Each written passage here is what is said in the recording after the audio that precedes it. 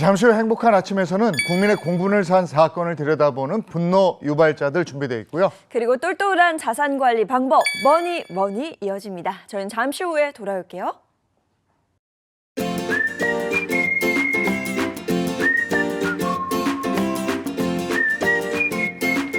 안녕하십니까. 행복한 아침 이재용입니다. 안녕하세요, 정예인입니다. 오늘은 11월 12일 화요일이고요. 공공장소 같은 데 가보면 불법 촬영에 대한 경고문 보셨을 겁니다. 우리 일상 속으로 파고든 불법 촬영, 이 부분을 오늘 분노 유발자들에서 살펴보도록 하겠습니다. 네, 그리고 이어지는 머니에서는요. 아파트를 팔고 빌라로 이사 가야 할까요? 라는 사연 준비했습니다. 과연 가장 좋은 선택은 무엇일지 잠시 후 머니에서 알려드리겠습니다. 자, 화요일 행복한 아침 본격적으로 시작할게요.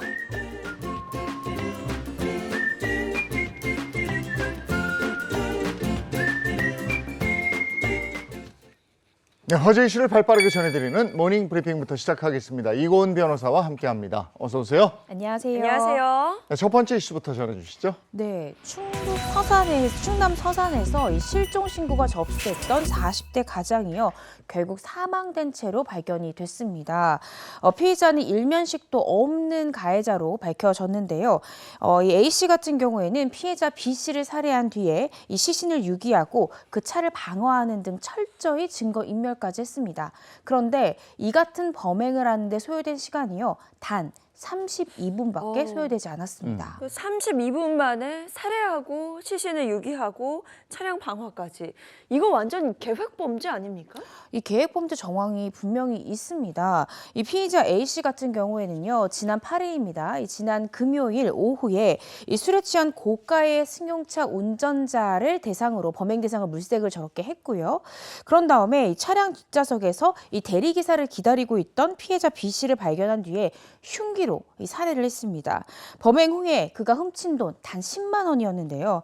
10만 원을 훔친 A 씨가 그대로 이 피해자 B 씨의 차를 몰아서 현장에서 벗어났고요. 각각 다른 장소에 B 씨의 휴대전화와 시신을 유기했습니다. 그런 다음에 한 아파트 인근 야산 공터에 차를 세우고 이 차에 불을 질렀고요. 그리고 그대로 달아났습니다. 그런데 한 아파트 주민이 차에서 불이 나니까 119에 신고를 한 거예요.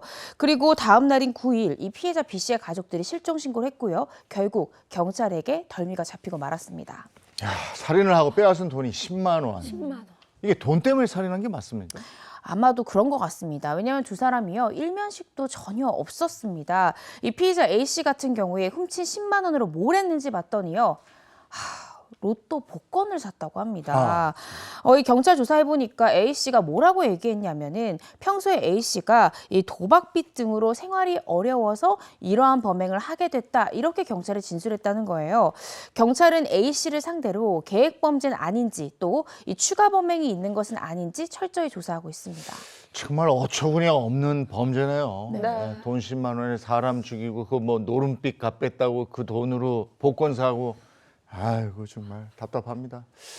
다음 이슈 전해주시죠. 네, 비대면 선물 이 문화가 확산하면서 이 모바일 상품권 시장 규모가요, 무려 이 10조 원까지 성장을 했습니다.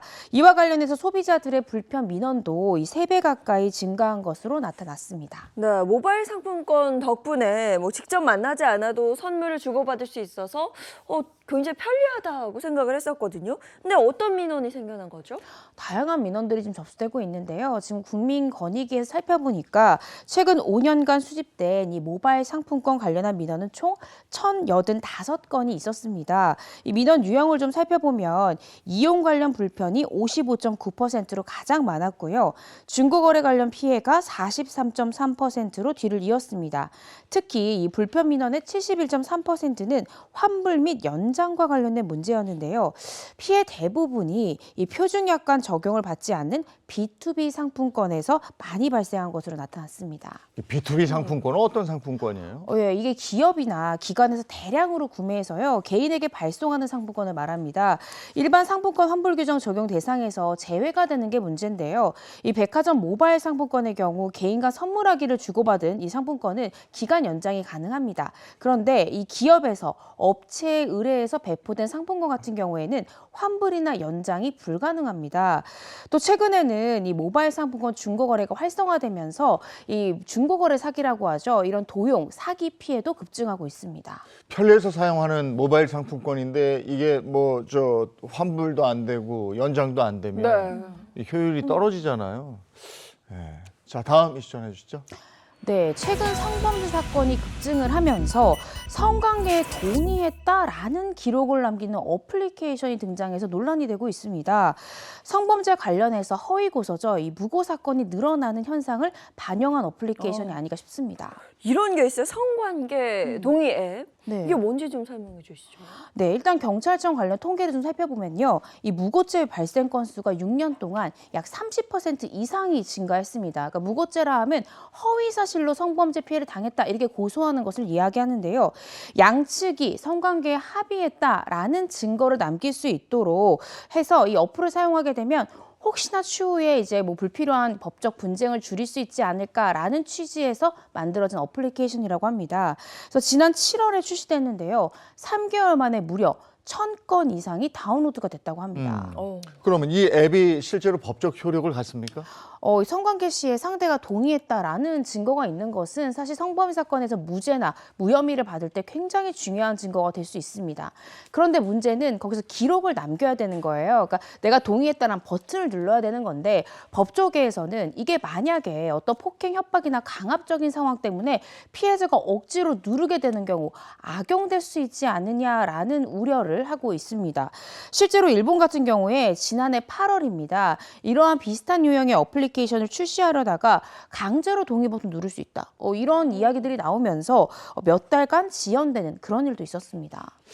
이 무고죄 때문에 이런 앱이 또 개발되고 이런 앱 때문에 또 그런 또 범죄가 그렇죠. 일어날 수도 있고 야, 이거 뭐부터 정리를 해야 될지 모르겠습니다. 자, 다음 이슈 전해 주시죠. 네, 전국에서 과태료 미납 액수가 가장 큰 사람 과연 누구며 얼마나 그 금액이 될까요? 이 경찰청 자료에 따르면요. 과태료 미납액 상위 100명의 미납 총액이요. 무려 315억 원으로 밝혀졌습니다. 그중에 1위 체납액 같은 경우에는 16억 원이 훌쩍 넘는 것으로 조사가 됐습니다. 아니 한 사람이 과태료를 16억 원을 안 냈다는 거잖아요. 네, 그렇습니다. 네. 이 체납액 1위 임모 씨 같은 경우에는요. 속도 위반만 19,651번 했고요. 또 이 신호 또는 지시 위반을 1,236회로 해서 이 체납 액수가요. 16억 1,484만 8,900원. 그러니까 16억이 훨씬 뛰어넘는 체납 액수를 가지고 있습니다. 그런데 이 과태료 같은 경우에는 벌금이나 가료와는 달리 형벌이 아니기 때문에요. 고액으로 또 이 상습으로 체납을 하더라도 강제로 끌려가는 절차가 없고요. 또 형사처벌 전력에 남지 않습니다. 때문에 경찰이 불린 과태료 중에 실제로 내는 비율이요. 지난해를 기준으로 절반에 약간 넘는 이 53.6%만이 과태료를 납부한 것으로 나왔습니다. 아니 이러니까 이 사람 같은 경우는 아예 신경을 안 쓰고 막 다니네. 아이고 뭐 물릴래 물려라 이러고 다니는 거예요. 근데 미납액이 전체로 보면 315억 원인데 강제할 수 있는 방법이 없어. 없다. 막 다니는 거지 그냥. 그러니까 보니까 이 사람은 과태료 무서운 걸 전혀 모르는 것 같아요. 야, 이거 어떻게 강제로 받아내고 뭐 어떻게 하는 방법이 없습니까? 근데 과태료 같은 경우에는 정가도 남지도 않고 이게 그러게. 그걸 맞아. 체포를 할 수도 없고 참 네. 이런 부분들이 조금 법률적 맹점이 아닐까 싶습니다. 네, 그런데요, 이 과태료 관련해서 돈을 물도록 하는 지침을 하는 시가 있습니다. 이 충북 청주시가요 전국 최초로 이 무료 공영 주차장 이 장기 주차 차량에 요금을 부과하기로 결정을 했는데요. 요금 부과 대상 주차장은 이 상당구 명암동의 이 노상 공영 주차장 그리고 이 청원구 오동동 이 북부권 환승센터 카풀 주차장 등 이 두 곳으로 현재는요 48시간을 초과한 차주에 대해서는 하루에 8,000원을 물리고요 한 달 기준으로는 24만 원을 이 시에 내야 되도록 그렇게 지침이 결정이 됐습니다. 그동안 이곳이 이 무료다 보니까 캠핑으로 장기 주차하는 차들이 많아서 주민들이 큰 불편을 겪었다고 해요. 그런데 갑자기 이렇게 돈을 물리는 걸 하니까 싹 장기차들이 사라졌다고 합니다. 그래서 주차장에 여유가 있다라고 하면서 주민들이 굉장히 만족해하고 있는 그런 상황입니다. 얌체예요. 맞아요. 예? 거기다가 그렇게 장박을 했어. 아 정말. 예, 여기까지 하겠습니다. 이고은 변호사와 함께했습니다. 고맙습니다. 고맙습니다.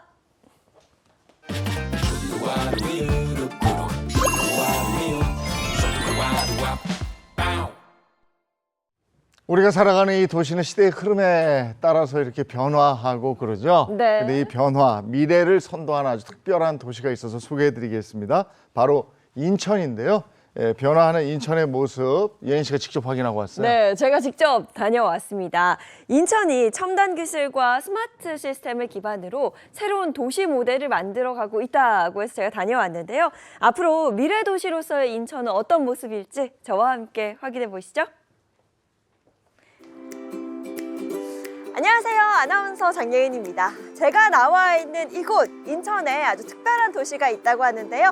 어떤 곳인지 저와 함께 만나보시죠. 세계가 주목하는 인천의 미래 도시 바로 소개해 드릴게요. 2003년 대한민국 최초로 지정된 인천 경제자유구역은 송도, 청라, 영종, 3개 구역을 중심으로 운영되고 있는데요.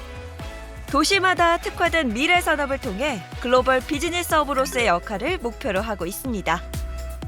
선생님 안녕하세요. 반갑습니다. 안녕하세요. 반갑습니다. 네, 반갑습니다. 어서 오세요. 오늘 함께 해주실 분은 바로 윤원석 청장님입니다. 선생님 제가 네. 오늘 이 공간에 정말 처음 와봤거든요. 네. 너무 멋있던데요? 그렇죠. 어떤 공간인지 궁금해요. 깜짝 놀라셨죠? 네. 여기가 옛날 20년 전에 갯벌이었잖아요. 이 갯벌 위에 20년 만에 이런 스마트 신도시를 졌다. 이걸 보시고 너무 놀라고요. 그리고 여기 직접 보시면 말로 듣던 거 진짜 이렇게 보시면서 이 시설도 들어오고 도시가 되고 또 공원이 이렇게 조성되고 다들 부러워하고 우리나라 또 송도를 배워보고 싶다고 그렇게 다 하고 가세요. 그런데 청장님, 인천에는 아주 특별한 새 도시가 있다고 들었거든요. 네. 소개를 좀 해주신다면요. 네, 그게 경제자유구역이라는데 국제도시 3개가 있습니다. 지금 여기 계신 송도 국제도시, 그다음에 우리 인천공항에 있는 영종 국제도시, 그다음에 청라, 이 보석 같은 이 청라 국제도시, 이 3군데가 있는데요. 여기가 다 특징이 옛날에 매립을 해서 새로운 도시를 만들었다. 이게 특징입니다. 네, 그 도시들이 정말 궁금한데요. 네. 청장님 그럼 자리를 좀 이동해서 인천 스마트시티에 대한 이야기 조금 더 나눠보도록 하겠습니다. 네, 가시죠. 네. 미래 도시의 모습을 엿볼 수 있는 인천의 스마트시티, 과연 어떤 곳일까요? 청장님, 그런데 사실 스마트시티라는 개념은 많이들 알고 계시고 또 전 세계적으로 주목을 받고 있잖아요. 인천 스마트시티만의 특징 뭔지 궁금합니다. 네, 스마트 시티는 스마트하고 도시가 붙은 단어잖아요. 이 스마트를 위해서는 이제 이 기계에다가 센서를 넣어서 데이터를 모읍니다.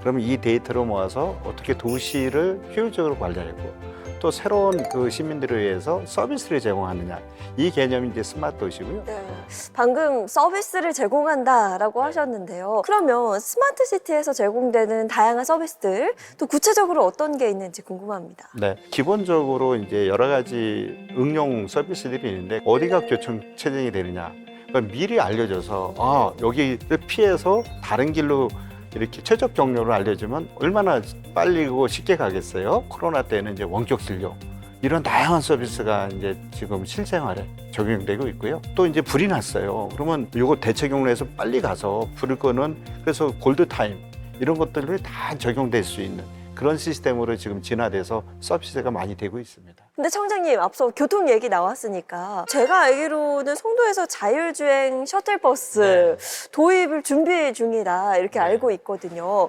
이 서비스 도입했을 때 도시교통은 어떤 식으로 좀 달라지게 될까요? 근데 이 자율주행은 이제 1단계에서 5단계까지 완성인데 지금 현재는 레벨 2 단계에 있고요. 저희는 이제 송도의 특정 구역에 저희가 자유구역을 만들어 놨어요. 그래서 이 차가 자율적으로 주행하면서 데이터를 모아서 앞으로 어떤 문제점을 개선해서 실질적으로 이 주행 도로에 다닐 수 있을까, 이걸 지금 하고 있고요. 저희가 송도부터 시작해서 저희 인천 자유구역에 전반적으로 확산해 나갈 그런 계획을 잡고 있습니다. 네, 자율주행 셔틀버스, 그야말로 미래 도시로 가는 길이 있네요. 그렇죠. 자, 그리고 이곳 인천에서 그 송도 바이오 클러스터 국내외에서 굉장히 많은 주목을 받고 있다고 들었거든요. 소개를 좀 해주시죠. 네, 사실 바이오 클러스터 최근에 떠오르는 건 송도다. 그래서 세계 이미 바이오 원료 의약품 생산 기지 1위를 이미 달성했고요. 고가의 의약품 대신에 똑같은 효능을 나는 것부터 시작이 됐고요. 글로벌 기업들이 또 송도에 다 진출해서 이른바 이 바이오 제조 관련해서는 전 세계 1위의 생선 클러스터였다. 그게 지금 평가받고 있습니다. 네. 이 송도 바이오 클러스터가 국가 첨단 전략 산업 특화 단지로 지정이 됐다고 들었습니다. 특별한 이유가 있었을까요? 국가가 조성한 목적은 이런 첨단 산업을 육성해서 글로벌 경쟁력을 높이기 위해서 만들었어요. 그래서 첨단 전략 산업으로 바이오를 작년에 지정을 했습니다. 그래서 앞으로 미래의 바이오 제조부터 시작해서 앞으로 이제 첨단 산업으로는 바이오 소부장, 여기 들어가는 원료, 장비, 부품, 그다음에 이제 이걸 가지고 또 병원하고 연계시켜서 원격 진료, 치료까지 네. 이렇게 진화될 것으로 지금 보고 있습니다. 이런 스마트 시티의 기술이 바이오 클러스터와 결합하면 혁신적이고 유기적인 성장을 도모할 수 있는 강력한 기반이 마련되는데요. 첨단 기술 덕분에 연구 개발은 물론 생산의 속도와 품질까지 크게 개선될 수 있습니다. 결국 스마트 시티의 인프라는 바이오 클러스터 성장의 핵심 요소로 두 분야의 시너지를 극대화하는 데 큰 역할을 합니다. 그렇다면 송도가 이 글로벌 바이오 시장에서 경쟁력을 유지하기 위해서 어떤 전략을 좀 가져야 할까요? 네, 두 가지는 최소한 가져가야 된다고 봅니다. 첫 번째는 지금 이제 제조 기반이지만 다국 지역 기업도 여기에 많은 글로벌 대학과 R&D 기관을 저희가 유치해서 인재를 육성하고 글로벌 창업을 해서 경쟁을 높여갈 것이고요. 두 번째는 규모의 경제가 좀 필요합니다. 지금 생산 쪽에는 추격하지만 저희가 없는 영역이 바이오 소부장도 없어서 글로벌 기업이나 해외에 의존하고 있어요. 그러면 이 부분을 우리 국산을 해가지고 이게 밸류체인이랄까? 이렇게 가치 사슬을 만들어야지 또 글로벌 나가서도 경쟁력이 있잖아요. 네. 그래서 바이오 특화 단지를 지정해서 송도에서 지금 영종 또 나아가서 강화 남단까지 이렇게 규모를 좀 키워야 된다고 생각합니다. 네. 정말 실질적으로 우리 시민들을 위한 서비스가 무엇일까? 그 부분에 있어서 많은 고민을 하신 게 엿보입니다. 오늘은 송도 관련해서 이야기를 좀 많이 나눠봤는데 그러면 청장님, 송도 외 인천의 다른 도시들의 주요 프로젝트가 있다면 소개해 주시죠. 네. 저희 인천경제자유국은 세 군데 중점 글로벌 국제도시가 되어 있습니다. 그래서 첫 번째는 국가 전체 인프라인 인천공항공사가 있죠. 거기는 1억 명 이상을 수용할 수 있고 또 K팝, K컬처, K푸드, K뷰티, K헬스케어. 네. 그래서 이렇게 확장되는 게 이제 저희가 영종에서 하고 있고, 그다음에 이제 청라는 보석 같은 지역인데 금융센터가 이제 들어오기로 돼 있고요. 거기에 이제 로봇, 그다음에 미래 에너지인 수소 이런 첨단 산업들이 여기에 이제 들어와서 이 세 개가 균형을 갖고 서로 교감하고 또 원도심하고 연계시켜서 선순환 경제 구조 이거를 지금 이루고 있다 이렇게 평가받고 있습니다. 미래 도시, 스마트 시티에 대해서 사실 저는 잘 몰랐는데요. 너무 설명을 쉽게 잘해주셔서 오늘 제대로 배운 것 같습니다. 그럼 마지막으로 앞으로 인천경제청이 글로벌 시장에서 어떤 방향성으로 나아갈 계획인지 그 계획을 좀 들려주세요. 네, 지금 전 세계가 이 첨단 산업을 육성해서 미래를 지금 주도하려고 치열한 경쟁을 하고 있습니다. 그동안 인천이 해왔던 것은 여러 가지 이 세계화에서 여기가 이제 이 제조 허브가 되어 있는데 미래는 이런 제조 기반을 여기에다 창조적인 그런 아이디어와 또 첨단 기술을 본명해서 이 부분에 미래 산업을 우리가 주도하는 새로운 역할을 좀 해야 되고 이걸 역할을 통해서 저희가 저희 인천시 또 시장님이 추진하시고 있는 그런 글로벌 탑10 도시 이걸 지향해서 빨리 당겨서 시민들이 행복하고 또 즐거운 그러한 도시로 만들어 나가는 게 저희 목표입니다. 네, 앞으로 어떤 도시로 변화할지 더 관심 가지고 또 기대하며 지켜보겠습니다. 네, 많이 지켜봐 주시고 많이 응원해 주시기 바랍니다. 네, 오늘 좋은 말씀 고맙습니다. 네, 감사합니다. 제1호 경제자유구역인 인천을 자세히 알아봤는데요. 글로벌 미래도시로 도약할 인천, 앞으로의 행보가 더욱 기대됩니다.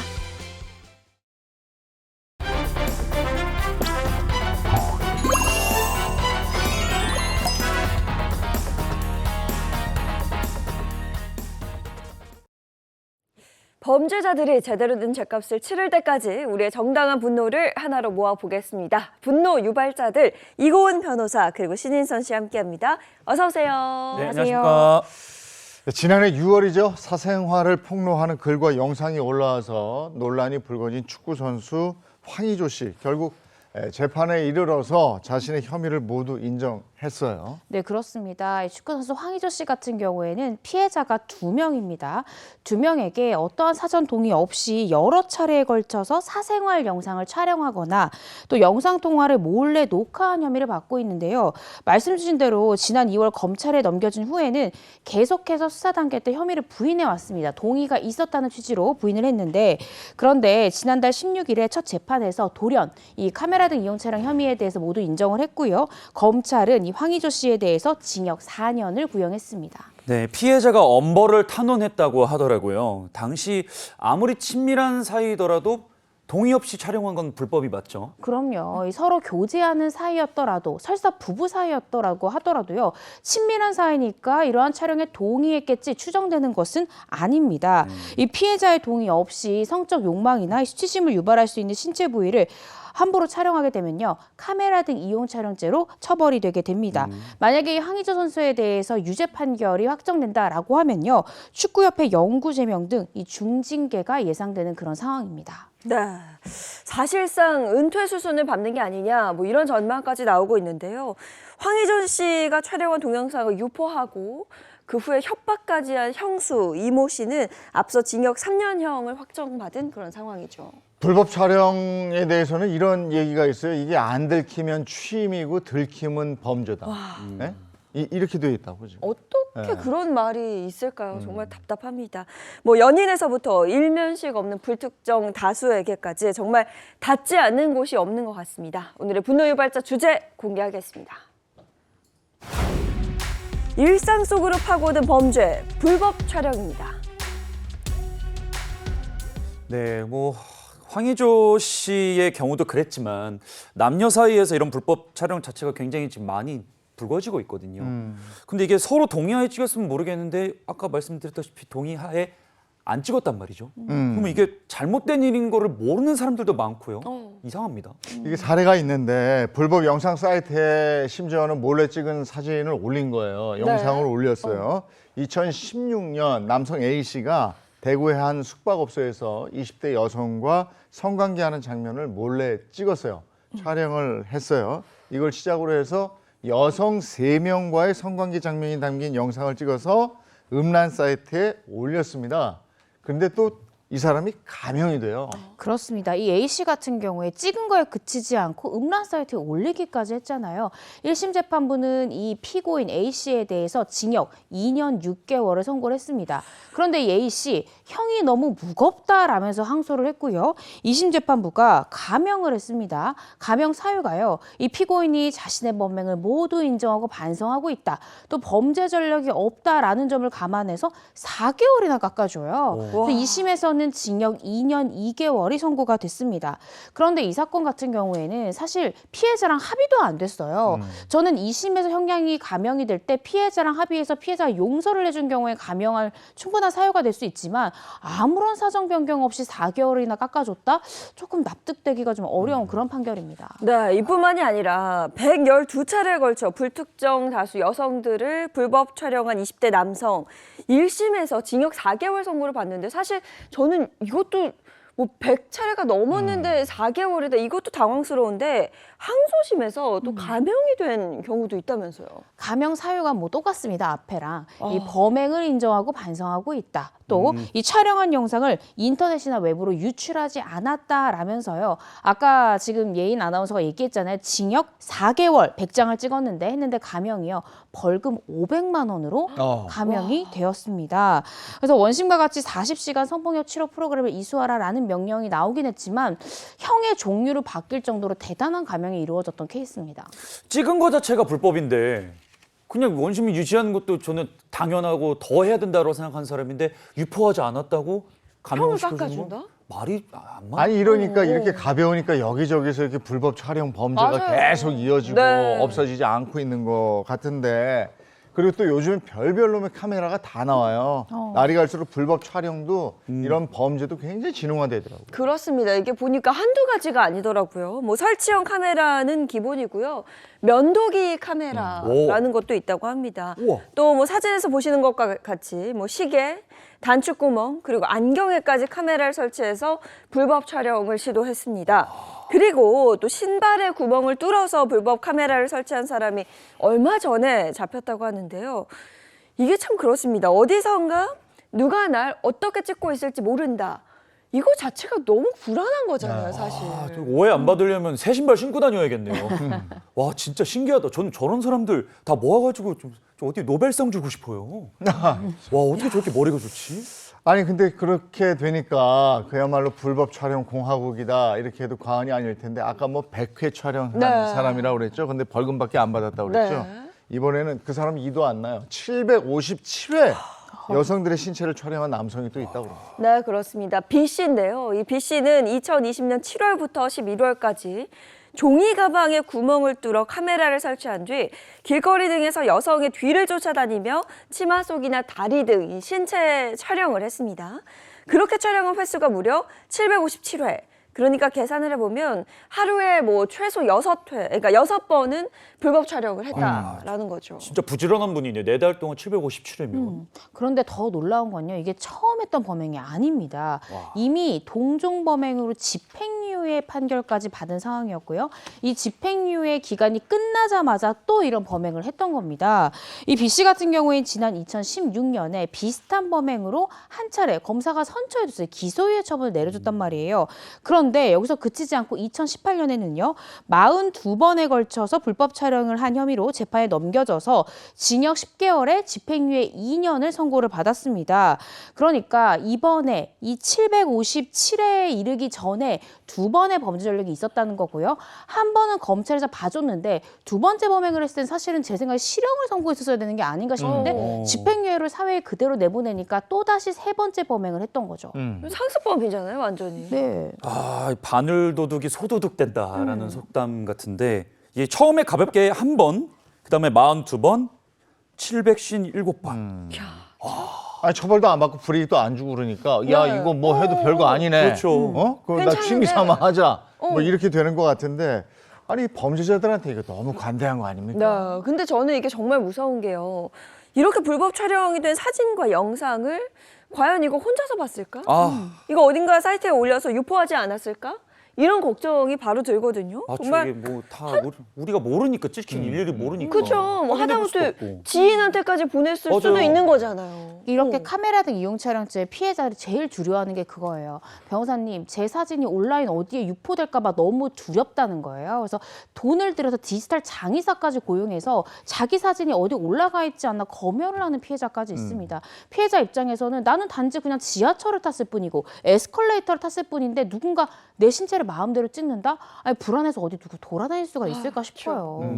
이렇게 해서 벌써 3번째 그죠? 3번째 범죄를 저지른 그렇죠. 건데 네. 이게 음주운전도 삼진아웃죄도 있잖아요. 이것도 엄벌해야 될 텐데 처벌은 어떻게 받았습니까? 이번에는 드디어 실형을 선고받았습니다. 이번에는요. 1심 재판부에서는 가방에 구멍을 뚫어서 이 철저하게 준비한 후에 오직 이 불법 촬영을 완수하기 위해서 돌아다녔던 행위는 절대로 쉽게 용서받을 수 없는 일이다 라면서 이 B 씨에 대해서 징역 1년 6개월을 선고했고요. 이 성폭력 치료 프로그램 80시간, 아동 청소년 관련 기간, 또 장애인 복지시설 취업 제한 5년을 함께 명령을 했습니다. 그런데 B 씨 정말 2번 하고 3번째 한 거잖아요. 전 1년 6개월도 굉장히 짧게 받았다고 생각하는데 자신에게 내려진 형이 무겁다라면서 또 항소를 합니다. 네. 아, 이 많은 불법 촬영을 해놓고 뭐 실형을 면했으면 이제 그거를 인정하고 죗값을 치러야 되는데 와 지금 이거 왜 항소를 하는지 이해가 안 되는데요. 네, 그렇습니다. 근데 2심 재판부도요, 인선 씨랑 똑같은 생각을 했던 것 같아요. 그래서 2심 재판부에서도 집행유예 기간이 끝나자마자 이 무차별적으로 피해자들의 신체를 촬영을 했기 때문에 이 사회적 위험성이 크다 이렇게 보고 1심에서 선고했던 징역 1년 6개월의 형을 그대로 유지를 했습니다. 네, 뭐 이렇게 여성들을 따라다니면서 불법 촬영하는 경우가 있는가 하면 또 특정 장소에 카메라를 몰래 설치해 두고 불법 촬영을 저지르는 사람들도 있었습니다. 30대 남성 C씨 2019년 3월부터 2021년 4월까지 참 이게 고등학교 여자 기숙사 샤워실과 여자 화장실에 카메라를 설치했고요. 그러면서 이 여성들을 불법 촬영했습니다. 그 촬영 횟수만 700회 이상에 달했다고 합니다. 야 이게 다른 것도 아니고 학교에다가 이 불법 카메라를 설치하고 여학생들을 훔쳐봤다는 건데 어떻게 교육 현장에서 이런 일이 일어날 수 있어요? 말도 안 되는 그러니까요. 거죠. 이러한 범행이 가능했던 이유가 이 피의자가요. 그 학교를 다녔던 전직 교사였기 때문입니다. 아니 저는 장소도 놀랐는데 직업이 더 놀랍네. 이게 교사라는 사람이 어떻게 이렇게 일을 벌일 수 있습니까? 자기가 가르쳤던 학생 그리고 같이 일을 했던 여교사들까지 피해자가 된 거잖아요. 그렇습니다. 이 C씨의 범행이요. 뭐 1개월, 2개월이 아니었습니다. 무려 2년의 기간 동안 들키지 않고 지속적 반복적으로 계속 범행을 저질러 왔던 거죠. 경찰이 이 C씨의 집을 자택을 압수수색해 보니까요. 이 휴대전화까지 싹 분석을 해 보니까 700회 이상 촬영했다고 했잖아요. 피해자가 무려 116명에 달이고요. 학교에만 설치한 게 아니었어요. 한 주점 화장실까지도 이렇게 몰카를 설치를 해가지고 전등 모양의 카메라나 아니면 화재 감지기 모양의 카메라를 설치해서 불법 촬영을 학교뿐만 아니라 주점 화장실에서도 해왔다는 것이 드러났습니다. 어떻게 선생님이라고 부르고 존경하고 존중할 수가 있겠어요. 이런 행동을 했는데 사실 앞에서는 뭐 수업하면서 아이들과 웃으면서 대화를 하고 몰래 화장실이나 샤워실에 카메라를 설치하고 또 혼자 보고 아 그러네. 야 이건 정말 아니죠. 야, 이거 무섭네요. 완전히 이중인격자인데. 그렇죠. 네. 피해자가 116명이고 미성년자예요. 네. 근데 미성년자들한테 이런 짓을 했으니까 불법 촬영죄는 더 무겁지 않겠습니까? 어떻게 처벌받았습니까? 일단 검찰에서도요 굉장히 죄질을 좋지 않게 봤습니다. 이 장기간 계획적으로 또 반복적으로 이런 불법 촬영 범죄를 저질렀고 수많은 피해자가 심각한 정신적 충격을 받았다라면서 엄중한 처벌이 불가피하다라고 봤고요. 검찰에서는 징역 10년을 구형을 했습니다.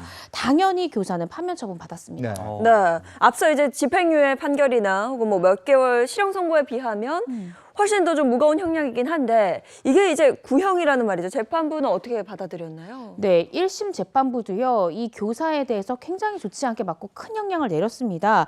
재판부에서 뭐라고 얘기했냐면 교사라는 직업 자체가 아이들을 보호, 감독하는 지위에 있었음에도 신성한 배움의 장소인 학교에서 이런 범행을 저질렀다는 거죠.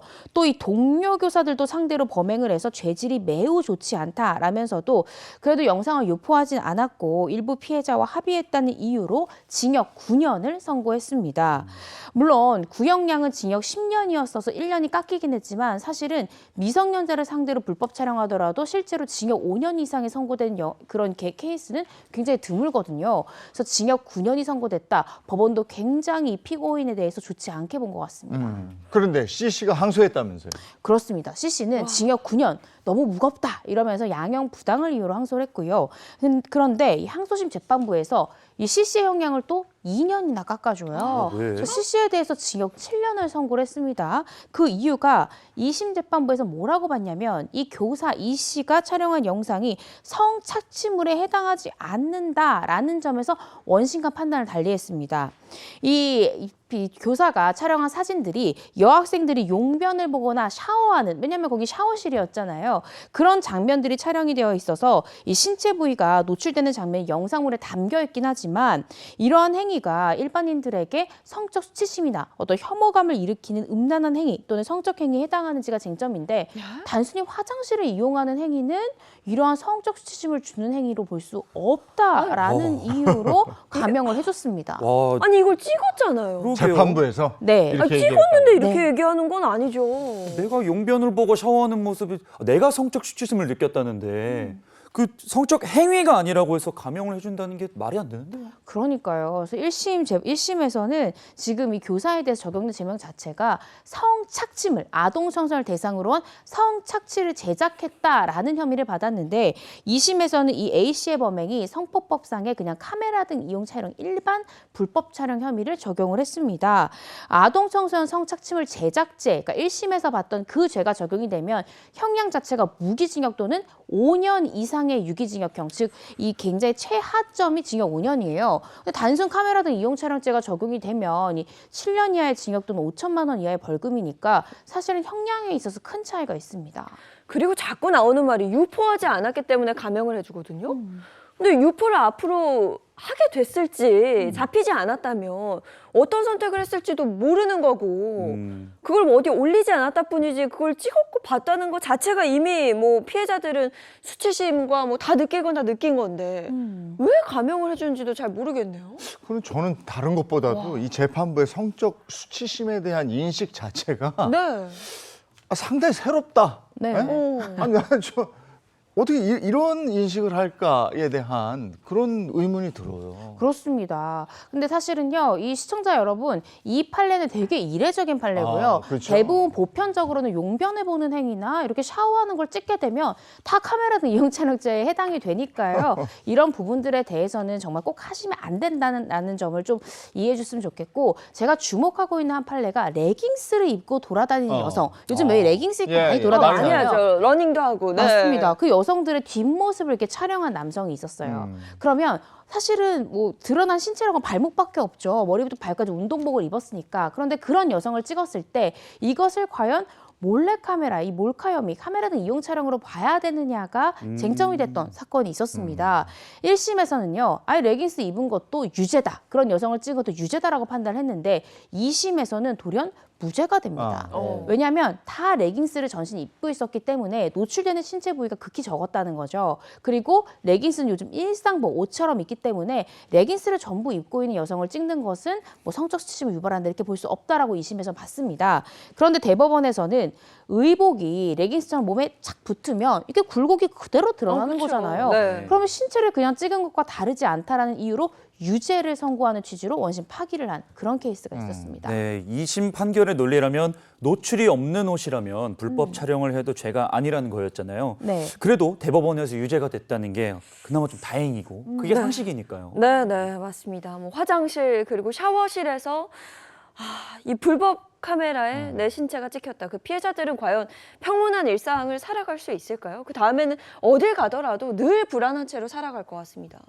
아니 이번 사건은 그 교사 전직 교사가 그 학교에다 설치를 해놓고 2년 동안 이걸 보고서 그랬다는 게 이게 말이 안 된대. 그 누리꾼들은 반응이 어땠습니까? 네, 누리꾼들도 당연히 분노를 해주셨습니다. 피해자들은 영상을 누가 봤을까 불안했던 고통 속에서 평생 살아야 되는데 겨우 7년, 700번이면 한 번에 1년씩 700년형을 해야 한다라는 반응을 보였어요. 네, 대체 학교에서 우리 아이들이 있는 학교에서 왜 이런 일이 벌어진 건지 정말 참담한데요. 지난해였죠. 제주를 발칵 뒤집어 놨던 불법 촬영 사건 역시 학교에서 발생했습니다. 네, 지난해 10월입니다. 제주시 모 고등학교 체육관 여자 화장실에서 일어난 일인데요. 화장실 바닥에 수상한 갑티슈가 놓여져 있었던 거죠. 이를 이상하게 여긴 여교사가 내부를 한번 확인을 했더니 카메라가 흔들리지 않게 고정이 된, 그러니까 휴대전화가 들어 있었던 겁니다. 오. 이후 교사가 경찰에 신고하면서 학교 학생인 D군의 범행이 그대로 드러났습니다. 범인이 학생인 거죠? 네. 정말 대범하네. 깍지시원이 휴대폰을 어떻게 화장실 바닥에? 이거 근데 범인들은 어떻게 알게 됐을까요? 이 경찰에 신고가 들어가고 사건이 커질 것 같으니까 이 학생이 자수를 한 겁니다. 경찰이 수사를 해보니까요, 이 해당 사건의 학생의 범행 여기서 끝이 아니었습니다. 이 자신이 다니던 고등학교 외에도 아버지가 식당을 운영하셨는데 그런 식당 등지에서 상습적으로 불법 촬영을 일삼았다는 것이 확인이 됐습니다.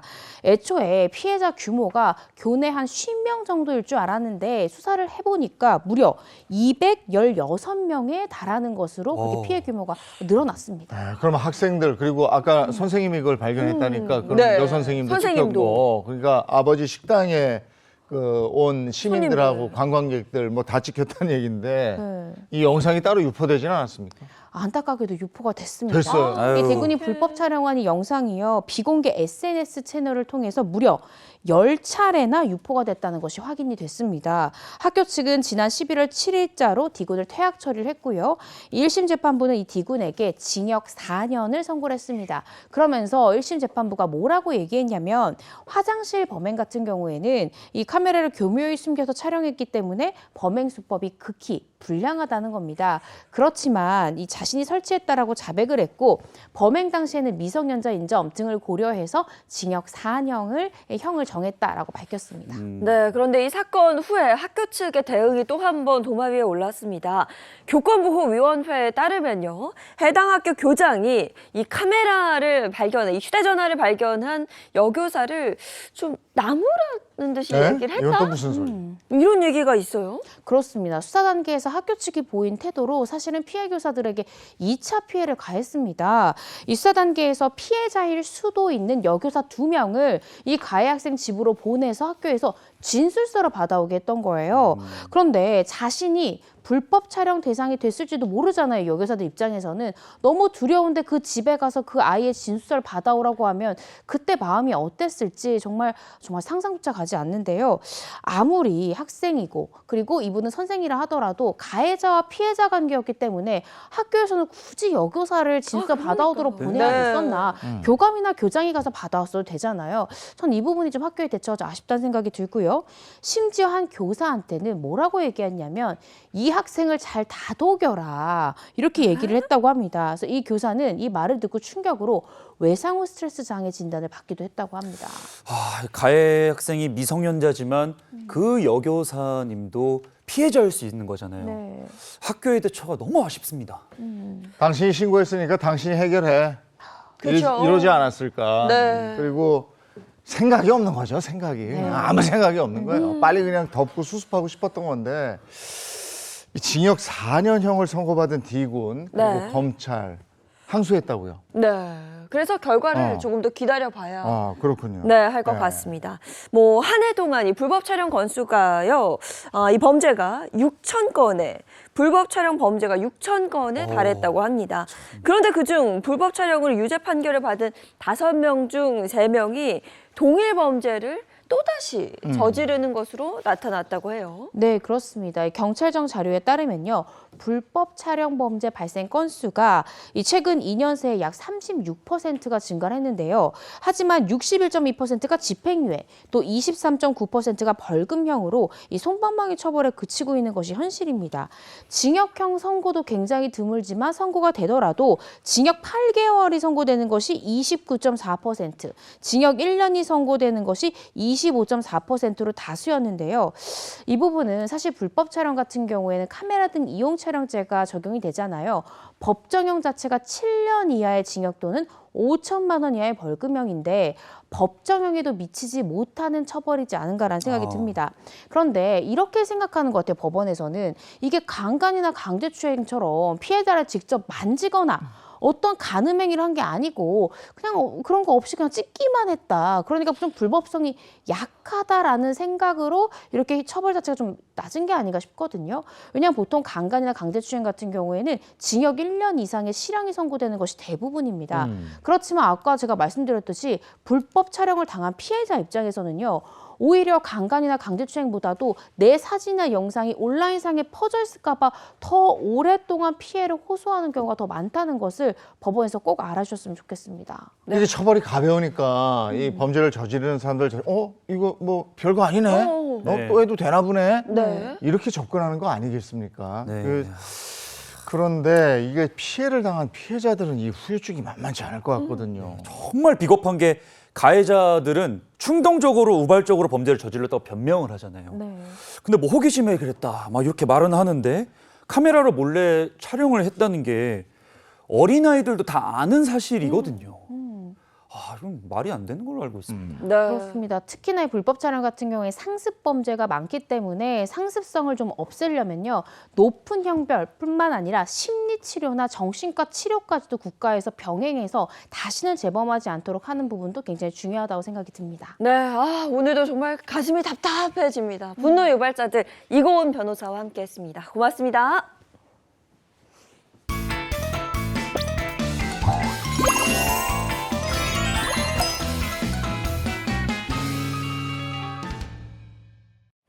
네, 행복한 아침 함께하고 계신 지금 시각이 8시 14분을 넘어섰습니다. 이번에는 돈에 대한 얘기 좀 하겠습니다. 머니 시간입니다. 네, 머니. 오늘의 주제는요. 아파트를 팔고 빌라로 갈아타야 할까요? 이런 사연을 준비해봤습니다. 아파트를 팔고 빌라로 가야 된다는 거 보니까 상황이 좀 안 좋아졌나? 예, 이 고민 얘기는 김현우 소장과 함께 하겠습니다. 어서 오세요. 네, 안녕하세요. 네, 안녕하세요. 반갑습니다. 소장님, 아파트가 있었다. 네. 그런데 팔려고 한다라는 거는 이 아파트를 팔고 빌라를 산다. 뭐 이런 건데. 네. 이 차액이 남아야 된다라는 얘기예요. 제가 봤을 때. 어허, 뭔가 그렇죠. 좀 돈이 좀 필요하다. 요 주인공 어떻게 예. 이렇게 봐도 될까요? 감이 좋습니다. 이제 물론 아파트 팔고 고급 빌라로 이사를 간다라고 한다면 뭐 고민이라고 사연을 보내지도 않으셨겠죠. 네, 말씀하신 것처럼 보통 이제 아파트 팔고 그 차액으로 뭔가 생활비에 보태 쓴다든가 아니면 대출금을 줄이다든가 이런 선택을 하시는 경우들이 많이 있는데요. 오늘 사연도 이 가계 형편이 안 좋아지는 바람에 지금 살고 있는 아파트를 팔아야 할까 이 고민을 하시는 분의 사연입니다. 네. 어떤 사연인지 내용이 궁금해집니다. 꽁트로 자세하게 좀 알아보도록 하죠. 안녕하세요. 50대 초반 맞벌이 부부입니다. 넉넉한 형편은 아니지만 10년 전 대출을 받아 구입한 아파트를 큰 위안 삼아 살아가고 있는 평범한 4인 가족이랍니다. 최근 남편이 이직을 하며 수입은 줄어들고 지출은 느는 바람에 다달이 대출금 상환이 너무 힘든 상황이었는데요. 그것보다 저를 더 힘들게 하는 게 있었으니 그게 바로 우리 집의 걱정인형 남편입니다. 이번 달도 마통에서 100만 원이나 땡겼었어. 어쩌지? 여보, 그냥 받아들여. 당분간은 우리 그냥 마이너스 인생이다. 그렇게 생각해. 지금 애들 앞으로 들어가는 돈이 얼마나 많은데 당연한 거야. 내가 그때 회사만 안 옮겼어도 지금쯤 승진하고 월급 더 받았을 텐데. 아유, 그 얘기 좀 그만해. 아니, 그거 조금 더 번다고 우리 어차피 부자 안 돼. 그냥 좀 버텨보자. 그래도 우리한테 주거나 사나 우리가 평생 살아갈 내 집이 있잖아. 작아. 내 집? 집이 뭐 밥 먹여주냐? 아니 이렇게 매달 마이너스로 살다가 거짓골도 못 매날 것 같은데 그냥 우리 이 집 팔까? 집을 팔다니. 무슨 소리야. 아니, 우리 이 집 마련하느라고 뼈 빠지게 일했는데 그거 기억 안 나? 까먹었어? 아 그땐 집만 있으면 내 인생이 활짝 필 줄 알았지. 근데 이 다달이 갚는 대출금이며 관리비며 이거 집이 아니라 짐이야. 아, 왜 그래? 아니, 나한테는 이 집이 보물 1호야. 우리 그때 이 집 안 샀어봐. 그냥 뭐 2년에 한 번씩 이사 다니면서 골머리 썩고 있었을걸. 우리 다음 달에 또 어쩌지? 내년에 또 괜찮을까? 아니야 돈이 들었으면 더 들었겠지. 이거 상황이 나아지지 않을 거야. 아, 여보, 그냥 좀 릴렉스, 좀 진정 좀 해. 아, 진짜 자기야, 정신없게. 나 대리운전이라도 뛸까? 여보, 우리 그 정도까지는 아니야. 그냥 무리해서 괜히 병 얻지 말고 병원비 안 드는 게 돈 드는 거다 생각하고 집에 가만히 있어줘. 아니 솔직히 이 집 아니면 관리비 매달 몇십만 원 아끼는 거고 대출금도 바로 상환할 수 있잖아. 솔직히 우리 형편은 이거 좀 너무 무리했어. 우리 형편? 우리 형편이 어떤데? 우리는 그러면 뭐 평생 이런 집 하나도 못 사는 채로 그냥 산다는 거야? 뭐야? 그 얘기가 아니라 대출금 상환하고 조금 편안하게 살자는 거지. 막말로 자기도 일하랴 애들 케어하랴 아등바등 안 해도 되고. 여보 그 집에 애정이 있는 건 알겠지만 좀 내 말대로 냉정하게 생각 좀 해보자고. 남편이 자꾸 아파트를 팔아 작은 빌라로 이사 가자고 하는데 저는 어렵게 마련한 우리 집을 포기하고 싶지가 않습니다. 쨍하고 해뜰 날 오지 않을까요? 애들 졸업까지 5년만 더 버텨보자고 남편을 설득하고는 있는데 제 판단이 맞는 걸까요? 이 두 사람이 앞으로 이것도 잘 참. 살아보자. 이거는 뭐 같은 생각인데 네. 대응 방법이 다른 거예요. 네. 글쎄 아내는 조금 더 버텨서 애들 성인 되고 이러면 형편이 나아지니까 견뎌보자. 남편은 무리하지 말고 형편에 맞춰서 집을 팔고 좀 낮춰서 빌라로 가서 가자. 좀 편안하게 살자 이건데. 네. 이게 사실 50대 초반 정도 되면 소득도 뭐 생애 소득 대비해서 가장 많이 벌 시기라고 볼 수 있는데요. 그런데 동시에 뭐 자녀 교육비라든가 대출금 상환 그리고 뭐 노후 준비 이러다 보면은 돈 쓸 곳도 많죠. 그래서 이런 고민들을 할 수도 있습니다. 특히나 이 사연처럼 대출금 갚아야 되고 아이들 교육비가 더 많이 들어간다. 이런 상황에서는 그 고충이 커질 수밖에 없는데 자녀들이 이제 5년 후에 뭐 어느 정도 성인이 되나 봐요. 그러면 이제 독립하고 나면 필요 생활비 줄어들어 가지고 여유는 생기겠지만 또 그와 동시에 은퇴도 코앞으로 다가오다 보니까 소득이 끊기게 될 걱정을 안 할 수가 없게 되는 거죠. 그런데 이 부부 두 사람 중에 누가 맞고 틀리다라는 건 사실 정답은 없습니다. 각 상황에 따라서 어떤 선택이 우리한테 리스크가 가장 더 적느냐 이런 것들을 좀 꼼꼼히 따져봐야 할 것으로 보입니다. 네, 두 사람의 대화를 보니까 일단 매달 마이너스가 나오고 있는 상황은 맞는 것 같고요. 그러면서 대출금 갚기가 빠듯해졌습니다. 이 가족의 상황을 좀 더 자세히 보면서 좀 하나하나 짚어볼게요. 자, 남편과 아내 51세 동갑이고요. 중학생 자녀 2명이 있습니다. 돈이 가장 많이 들 때죠. 뭐 부부 월소득은 남편과 아내 합해서 600만 원 정도고요.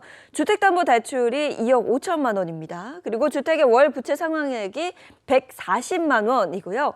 생활비가 보니까 400만 원 전후다라고 하셨네요. 월급 600만 원 중에서 140만 원씩 대출을 상환하고 있다. 대출 상환금이 뭐 큰 돈은 맞는데 지출 관리를 좀 다시 규모 있게 만들어 놓으면 이사까지는 가지 않아도 되지 않을까 싶어요. 이것도 이사 가는데 아파트 내놓고 팔고 뭐 이게 일이죠. 보통 일 아니에요. 복비 들고 뭐. 맞습니다. 이거 대출 규제가 또 강력하다 보니까 최근 들어서 이 거래량이 급감했거든요. 올해 3월부터 거래량이 슬슬 늘고 아파트 가격도 상승하기 시작했는데 그러다 보니까 정부가 은행에게 압박을 줬죠. 야야 가계부채 좀 관리 좀 해. 이러니까 은행 입장에서는 금리를 좀 올려가지고 이 대출 좀 줄이려고 했고 그러다 보니 최근 들어서 금리도 오르고 기준금리는 떨어졌지만 이 가계대출 금리는 오르고 거래량도 급감하게 된 겁니다. 제가 봤을 때 이 가족의 경우에는 지금 집을 팔 정도로 사실 여유가 빠듯해 보이지는 않은 것 같아요. 그러니까 조금 버티다가 자녀들이 한 5년 뒤 독립하고 나면 여유가 생길 거라고 예상이 되거든요.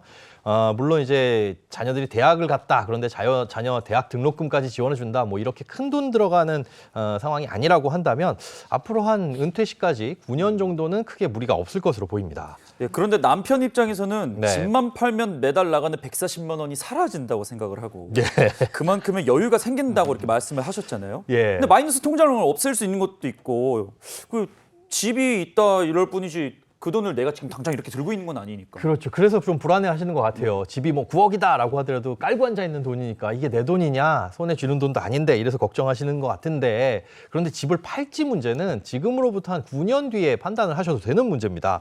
60세가 되면 그때 가서 이제 퇴직을 하실 테니까 소득도 줄어들 거고 또 대출금은 남아 있으니까 어떤 선택이라도 하셔야 되는데 지금 당장에는 무슨 선택을 꼭 해야만 하는 상황은 아닌 걸로 보입니다. 네, 그렇지만 이제 문제는 걱정 인형 우리 남편이거든요. 그렇죠. 계속 집을 팔자 막 이번에도 막 마통이 어떻고 뭐 팔아야 돈이 돼요. 없고 막 그 아내는 막 질리는 거예요. 네. 근데 뭔가 이걸 설득할 만한 명분이 좀 필요할 것 같아요. 네, 맞습니다. 일단 남편분이 주장하는 대로 아파트를 팔고 빌라로 이사를 가는 경우 그런데 이제 머릿속에 그려놓은 대로 희망하는 대로 잘 안 그려질 가능성이 높습니다.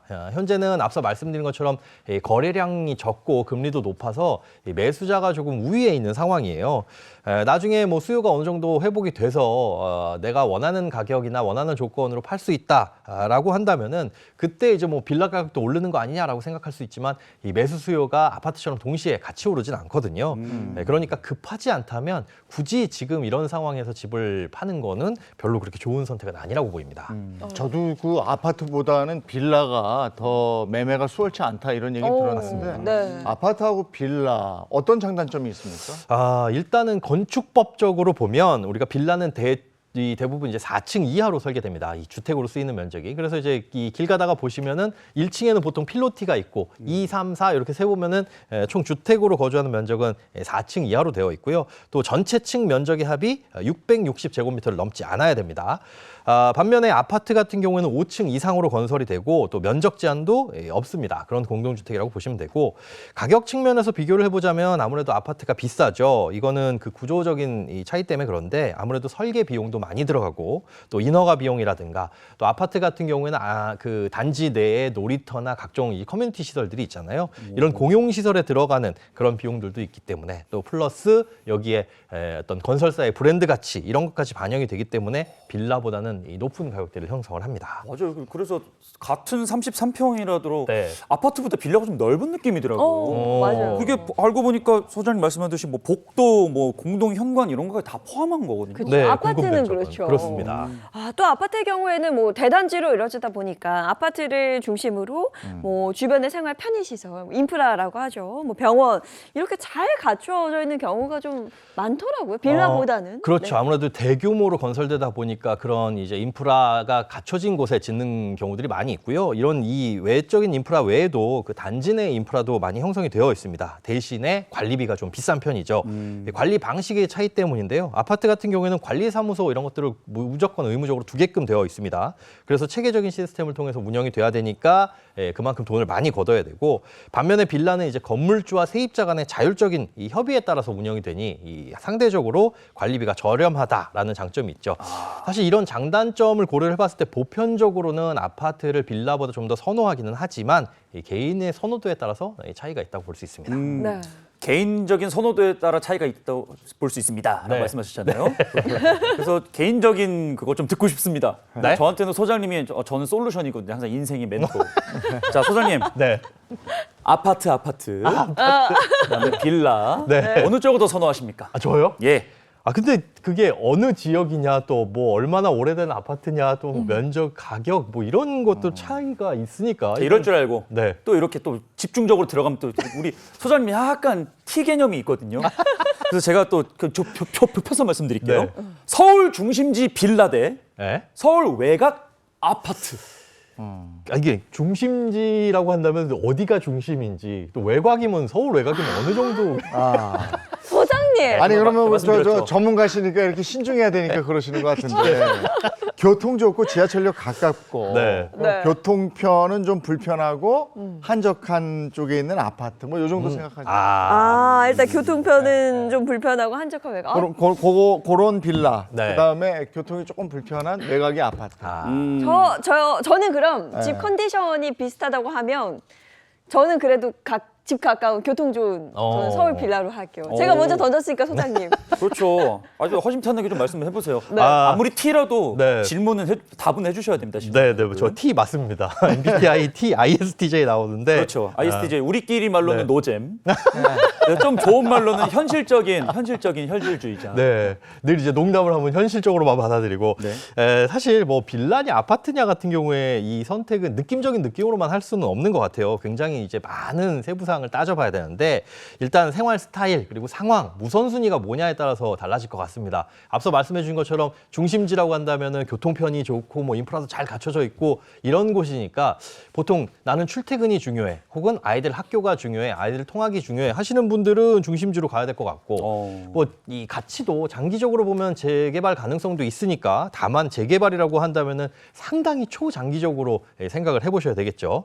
또 같은 컨디션으로 말씀을 하셨는데 아무래도 이런 경우에는 대부분 이 주택의 컨디션이 상대적으로 좋지 않을 수가 있습니다. 이 반면에 외곽 지역이면 대중교통이나 이런 것들은 불편하지만 그만큼 좀 이 면적이 넓다 이렇게 볼 수 있겠죠. 그래서 식구 수가 많으면은 외곽 지역의 아파트도 괜찮은데 대신 이제 출퇴근할 때 상당히 오래 걸릴 수가 있으니까, 나 그래도 그런 거 감내하고서라도 가족과 좀 넓은 공간에서 한적한 곳에 살고 싶다라고 한다면은 뭐 외곽이 좋을 것 같습니다. 길게 말씀해 주셨는데 그만큼 정말 고르기 힘든 상황이다. 어려워요. 이런 거죠. 예. 그러면 또 궁금한 게 하나 있는데 네. 이게 하나 더입니다. 이거 네. 조금 달라졌어요. 앞에 문장이. 네. 신축 빌라 대 네. 허름한 아파트. 허름이면 어느 정도 허름? 그렇지. 재건축을 앞두고 있느냐? 나 안 해. 그냥 받아들인 대로 말씀해 주세요. 아니 근데 사실 허름한 아파트라는 게 20년 된 아파트도 깨끗하거든요. 예. 심지어 30년 된 아파트도 재건축 잘 안 해줍니다. 승인 잘 안 나요. 그래서 이런 부분은 이제 아파트를 선호하시는 분들은 뭐 아파트 아니다, 나는 그냥 깨끗한 진짜 뭐 농물 걱정 없는 이런 곳에 살고 싶다 하시는 분들은 뭐 신축을 선택하시면 될 것 같습니다. 네. 끝까지 말 안 해주네. 아니 근데 그럴 수밖에 없을 것 같아요. 네. 왜냐하면 내가 이 자연을 좋아한다. 예. 그러면 좀 나가 사는 거고. 네. 그렇죠. 나는 도심에서 애들 학군이 중요하다. 이러면 거기 가는 거죠. 뭐 어떡하겠어. 맞아요. 아이들이 제일 중요한 것 같아요. 네. 아니, 선생님 근데 상황에 따라 선택해야 땀이 나네요. 땀이 좀 났어요, 지금. 얘기하다가. 일단 땀을 좀 닦으시고 네. 본론으로 다시 돌아보겠습니다. 자, 지금까지 뭐 아파트를 팔고 빌라로 가겠다는 이 사연에 대해서는 약간 부정적인 말씀을 해주셨는데 그러면 아내의 의견대로 집을 팔지 않는 선에서는 어떤 선택을 할 수 있을까요? 뭐 아파트 파는 것보다 아파트를 전세를 주고 그걸로 이제 대출금 갚고 남는 차액으로 월세나 이런 쪽으로 이사를 가시는 것도 한번 고려해 볼 만한데요. 문제는 4인 가족이잖아요. 이 4인 가족이 살 만한 집을 얻으려면 그만큼 좀 큰 면적이어야 되는데 그럼 월세도 만만치 않을 거거든요. 사실 그게 그거일 수가 있습니다. 그래서 그 선택은 딱히 좋아 보이진 않고 만약에 대출 원리금 때문에 이 마이너스 나는 게 부담이라고 하신다면 일단 다른 지출을 줄일 수 없는지 이거부터 좀 살펴보셔야 될 것 같아요. 당장 급한 불만 끄고 네. 관망해 봐라 이런 거죠. 네, 지출을 먼저 조절했으면 좋겠다 이런 말인데요. 그럼 이 가족의 지출 상황은 어떤지 그것도 한번 보겠습니다. 자, 아까 월 소득이 부부 합산 600만 원이라고 했었죠. 그중에서 저축이 20만 원인데 모두 주택 청약입니다. 남편 10만 원, 자녀 둘 각각 5만 원씩 청약을 넣고 있고요. 고정비는 305만 원, 그중 부채 상환금 140만 원, 보험료가 45만 원, 또 아이들 교육비가 120만 원. 중학생 자녀 둘이었죠. 들어가고 있습니다. 또 변동비가 310만 원인데요.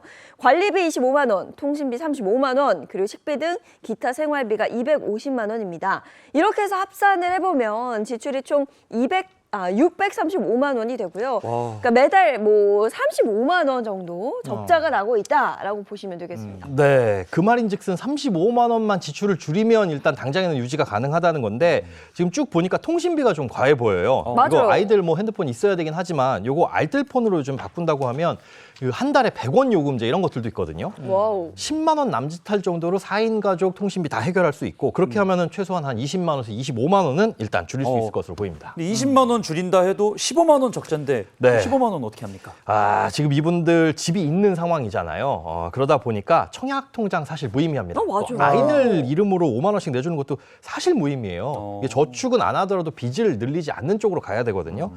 두 분이 청약 넣으실 계획도 없으시다. 그리고 넣는다고 해도 제가 보기에 이거 당첨 가능성 낮거든요. 유주택자니까. 그리고 넣고 나서 당첨이 돼도 자금 마련도 쉽지 않아 보이니까 청약통장은 그냥 해지하셔가지고 여윳돈으로 쌓아두시는 게 좋을 것 같습니다. 그럼 청약 통장에 매달 납입하는 20만 원이 그 돈의 여유가 되는 거? 그렇습니다. 네. 그리고 지금 매달 140만 원씩 대출금 갖고 있잖아요. 네. 근데 요거 대출이자 갚는 거를 좀 장기로 하고 네. 그 액수를 좀 줄이고 이런 방법도 있잖아요. 네, 그 부분도 그렇습니다. 중요할 것 같습니다. 지금 이 가족의 현재 자산 또 부채 현황 보면서 이야기 한번 나눠볼게요. 자, 아파트 현재 시세가 9억 원입니다. 청약 통장에 2,300만 원이 있고요. 현재 월 140만 원 내는 주택담보대출, 상환기간 30년에 상환액 2억 5천만 원 남았습니다. 그리고 적자를 이제 마이너스 통장, 네. 앞서 나왔죠. 마이너스 통장으로 막고 있었네요. 현재 마이너스 통장에 700만 원. 그런데 이제 문제는 한도에 점점 가까워지고 있습니다. 그러니까 남편분이 불안불안하실 텐데 이 필요하다면 뭐 담보대출 만기 늘리고 금리 낮추고 이렇게 갈아타면서 좀 조정을 하실 수도 있을 텐데요. 지금 당장에는 사실 어렵습니다.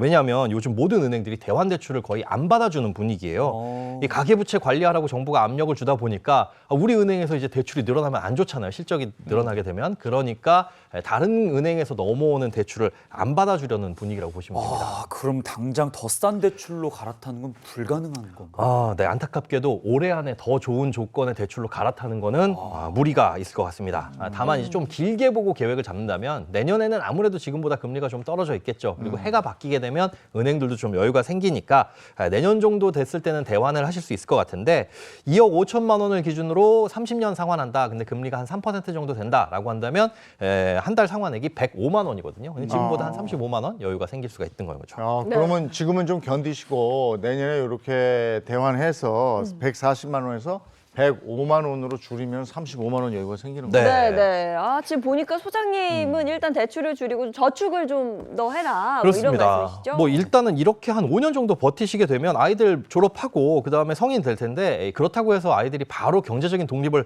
할 수는 없겠죠. 네. 그렇기 때문에 아이들 밑에 들어가던 뭐 학원비나 이런 것들 대출금 갚지 마시고 일단은 좀 저축을 하면서 여유 자금을 쌓아두시라고 좀 권해드리고 싶습니다. 그렇게 돈 나가게 하지 말고 쌓아둬라, 저축을 해라. 맞습니다. 이 주택담보대출은 사실 만기가 길고 금액이 크다 보니까 갚아도 별로 그렇게 느낌이 안 나요. 지금 이분들 같은 경우에 잔액이 2억 5천만 원인데 열심히 한 돈 1,000만 원 모아가지고 이거 갚으면 한 달에 140만 원 내던 게 한 5만 원 정도 줄어들거든요. 네. 오. 1,000만 원 모으긴 어려운데 이거 5만 원 그 느낌이라고 한다면 갚을 이유가 사실 없는 거죠. 그러니까 최대한 길게 늦게 갚는 게 좋고, 그리고 나서 60세 정년퇴직하실 때쯤 되면 그때는 지금 우리가 생각하지 않은 뭐 퇴직금도 나올 거고요. 또 주택 가격도 달라져 있을 거고 여러 가지 상황이 지금보다 완전히 예측할 수 없는 수준으로 바뀌어 있을 겁니다. 그럼 그때 가서 뭐 아파트를 팔고 빌라로 이사를 갈지 아니면 뭐 주택의 규모를 줄일지 그때 고민하셔도 늦지 않는다라는 겁니다. 그 예측할 수 없다고 하셨잖아요. 네. 가장 좋은 시나리오는 이제 정년 퇴직할 때쯤 이제 갑자기 집값이 이렇게 확 한번 쫙 올라주는 그 아유, 시나리오가 네. 가장 좋은데. 좋다. 그렇게 복권에 당첨되는 게 가장 좋죠, 그렇게 보면. 근데 사실 우리가 안 좋은 일만 막으면 됩니다. 여기서 이 생길 수 있는 변수는 큰 돈 들어갈 일들, 그런 게 생길 수 있다는 거예요. 이제 큰 돈이면 대학 등록금, 아이들 결혼 자금 뭐 이런 큰 돈들. 그렇죠. 네. 그래서 그런 일 안 생기도록 이 성인 이후에는, 즉 너희들은 대학 가면은 대학 등록금 정도는, 용돈 정도는 알아서 벌도록 해라라고 선을 그어주시는 거. 밥은 먹여주고 잠은 재워주겠지만 성인 되면 이제 끝이다라고 선 그어주시는 게 가장 네. 좋습니다. 사장님 맨날 강조하시는 거잖아요. 예? 애들 지원해주지 말고 내 노후 자금 신경 쓰라고. 끊어라. 네. 네. 자, 오늘 고민에 대한 맞춤 솔루션 한번 볼까요? 네. 자, 맞춤 솔루션입니다. 우선 급한 불을 끄라고 했으니까 지출을 좀 조정했어요. 600만 원 수입에 635만 원 지출이었는데 이 과도한 통신비를 조절하면 월 20만 원 절약 가능하고요. 당첨 가능성이 낮은 청약 통장도 해지할 것을 추천을 했습니다. 자, 그럼 지금껏 모은 돈은 여유 자금으로 쓸 수가 있고요. 매달 20만 원씩 넣던 돈도 생활비에 좀 보태 쓸 수가 있겠죠. 그리고 또 내년쯤 금리 인하 시기를 노려서 주담대를 대환하시길 바랍니다. 30년 이 연이자 3% 상품의 경우 월 상환액이 35만 원 절약이 됩니다. 자, 그렇게 해서 절약되는 돈은 월 75만 원. 뭐 저축은 어렵다 하더라도 더 이상 마이너스가 나지 않는 상태로 가계를 유지하면서 기존 아파트를 지켜라. 네. 네, 이렇게 결론을 내주셨습니다. 네, 그렇습니다. 결론은 현 상태를 유지하셔라라는 건데요. 문제에 대한 해결책을 엉뚱한 곳에서 찾으려고 하다 보니까 자꾸 걱정만 늘어나는 것 같습니다. 물론 최악의 상황을 가정을 하는 거, 그리고 그거에 대비하는 건 굉장히 좋은 습관이기는 하지만 당장에 집을 팔아야 할 정도로 그럴 걱정까지는 안 하셔도 될 것 같아요. 지출만 조금 줄이고 구조만 바꾸더라도 적자 구조는 메꿀 수가 있습니다. 이사 여부는 뭐 빠르면 5년, 그리고 뭐 10년 요때쯤 가가지고 고민하셔도 되니까 일단 눈앞에 놓인 문제 위주로 해결을 하시기 바랍니다. 예, 우리 남편분 네. 아파트 지켜주세요. 걱정일랑 하지 마세요.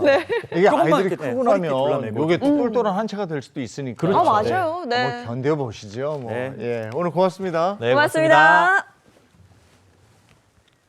네, 어제는 날이 정말 따뜻하고 낮 동안은 좋더라고요. 오늘은 어떨까요? 마지연 기상캐스터 나와주세요. 네, 상암동입니다. 현재 서울은 11.4도로 어제보다 기온이 높습니다. 당분간 아침 기온 10도 선, 낮 기온은 20도 선이 될 텐데요. 이번 주까지 큰 추위 걱정은 없겠습니다. 오늘은 남부지방을 중심으로 안개가 기승입니다. 현재 가시거리 200m 밑으로 떨어진 곳이 많은데요. 광주와 사천공항에는 저시정 경보도 내려졌습니다. 밤사이 국외 미세먼지가 유입됐습니다. 경기와 충청 등 서쪽 중심으로 공기가 탁할 텐데요. 호흡기 건강관리도 잘해주시기 바랍니다. 오늘도 낮 동안 온화하겠습니다. 예년 기온을 크게 웃돌며 일교차가 벌어질 텐데요. 서울의 낮 기온 19도, 부산은 22도가 예상됩니다. 다가오는 목요일은 대학 수학 능력 시험일입니다. 올해 심한 수능 한파는 없겠는데요. 다만 늦은 오후부터 전국에 약한 비가 내릴 전망입니다. 네, 이번 주 일요일 수도권과 강원에 또다시 비가 올 텐데요. 비가 그치고 다음 주 초반엔 날이 급격히 추워집니다. 아침 기온은 0도 선, 낮 기온은 10도 선까지 10도씩 낮아질 전망입니다. 날씨였습니다.